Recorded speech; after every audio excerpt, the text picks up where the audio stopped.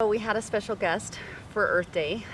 She works for the USDA and studies bees, and she left us a gift of a bee house and some containers of cocoons for male and female bees. So they're native bees of the area from Utah and Idaho, and they're hopefully going to hatch from their cocoons and choose to stay here at the permaculture garden. So we invite you to come visit us later to see if the bees decided to stay. And also she'll be back in June to do a hands-on demonstration where she'll bring bees for us to hold, as well as potentially maybe bee houses that you can take home for yourself. So I hope to see you then. Hi, I'm Theresa Pitzinger from the USDA-ARS Pollinating Insects Research Unit, and we're located here at Utah State University. I study bees, and not honeybees only. We study all kinds of native bees and bees used for commercial production of crops. So today, though, we're helping to set up a bee nest shelter for blue orchard bees, which are a spring bee that is very useful in pollinating fruit trees and other sorts of crops.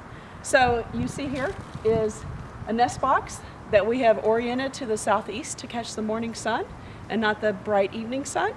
There are tubes of just the right size and shape that the bees like, which the female bees will start nesting in these by gathering pollen and nectar from fruit trees or other flowering plants nearby that they prefer.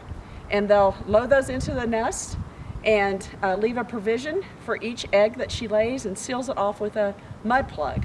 So they're also called mason bees because they use mud to construct their nest.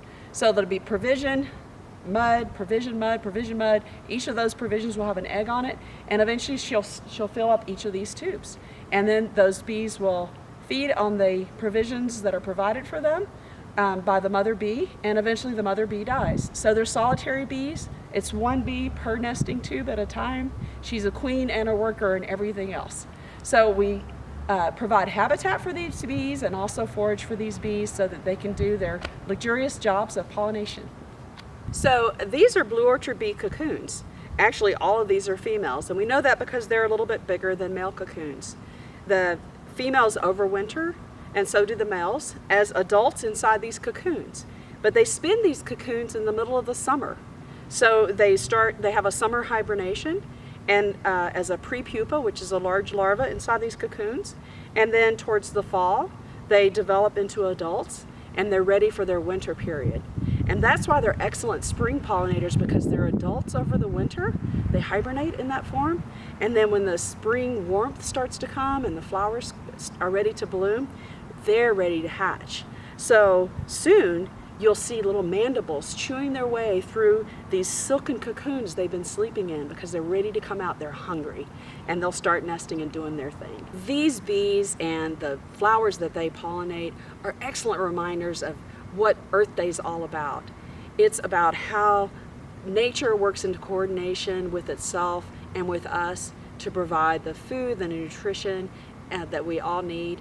And they just make us happy, if nothing else. It's so great to see them out. It means that life comes back again in the spring, and we're all in this together, and our ecosystem just keeps thriving if we'll just let it.